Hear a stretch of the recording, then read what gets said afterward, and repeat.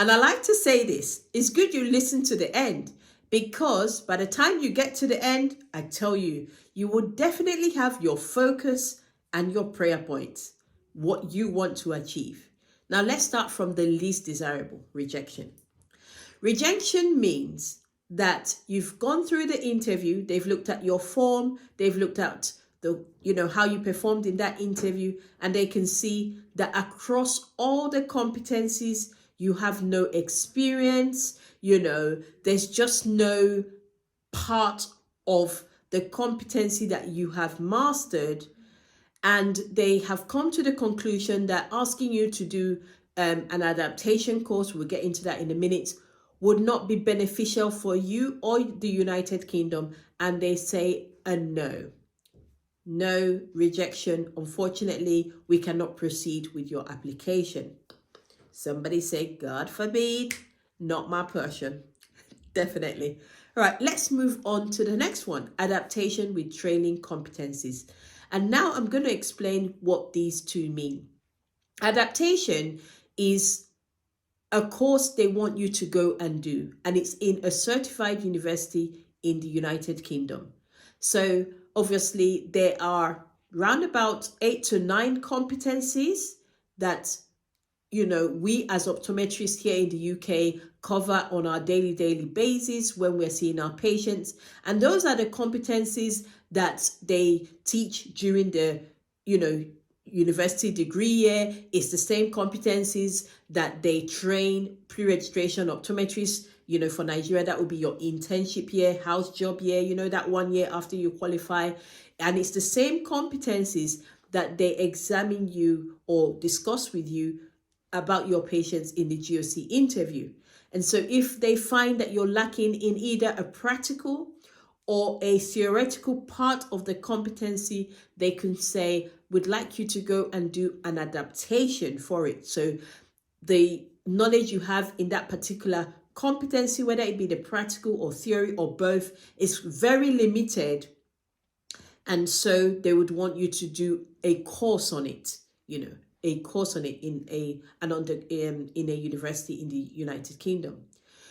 Now, there's something called trailing competency. Trailing competency would mean, as regarding that competency, you do have knowledge. I would say maybe 60%, 70%, but there are a few bits of that particular competency that you're not quite knowledgeable about. Now, they're quite happy when you're doing your 1 year pre-registration year for you to, in practice, work on those trailing competencies to gain the competence you need. Okay, so now the trailing competency and the adaptation would mean you go and do an adaptation, and then when you move into your pre-registration year, you and the supervisor and your assessor will work on those trailing competencies.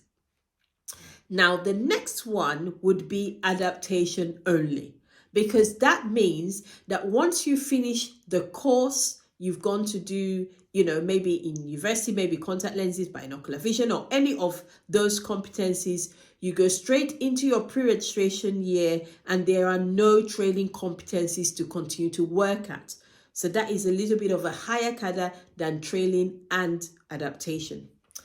Now, the next one up will then be the pre-registration year with training competencies. And I've already explained what that means. Now, it is an amazing outcome. I tell you, come on. Do you know why? With the adaptation one, there's extra money you're going to spend. It's extra time as well. I mean, the placements are there, but very minimal. But now, bang on. You can just proceed to pre-reg and work at those training competency. It doesn't cost you any extra. It doesn't cost any extra time during the pre-reg years. And in case you are thinking, what is that prayer point, Dr. Cosmos? Tell me. I know how to pray. This is exactly what it is. Proceed to pre-reg. I call it a clean sheet. So you just go into your pre-registration year without any trailing competencies. Now, somebody would ask me, so Are there any benefits of? Is it going to affect my pre-registration year if I have training competencies or adaptation first? Absolutely not. No, it does not make any difference. All I advise is when you get into your pre-registration year, study hard. Look at those areas for training competencies. Make sure you master it, because both your supervisor and the assessor will be looking at that in closer detail. So you want to make sure that before even your first visit, you've gathered the clinical competence, the clinical knowledge you need to get confident and competent in those training competencies. Okay, so I know you may have tons of questions, but put it in the comments and I'll be dedicated to answer those comments as they come. And now, if you feel, okay, now I know 5, okay, I'm aiming for the top, and you think you need help regarding any of the competencies or any part of the process, that is what we do in ACN Academy. There is a link below. We go from documentation to just guiding you about, talking to you about your patients and how you can, things that you can even do better right there in your clinic, and prepare you for practice here in the UK. Or maybe you've crossed this stage and you're doing your pre-registration year. We do help pre-registration students with their competencies, preparing them for visits and helping them to have better results along the line. If any of these sound good to you, I want you to click the link below, book a discovery call, and let's get you started. Thank you so much for watching. If you haven't subscribed, I'll encourage you to click that subscribe button, put on the notification bell, because we're out on a mission to ensure that everyone that dreams as an optometrist to practice in the United Kingdom, and we're spreading out into other countries, indeed their dreams are materialized. Thank you so much, and I'll see you in the next video.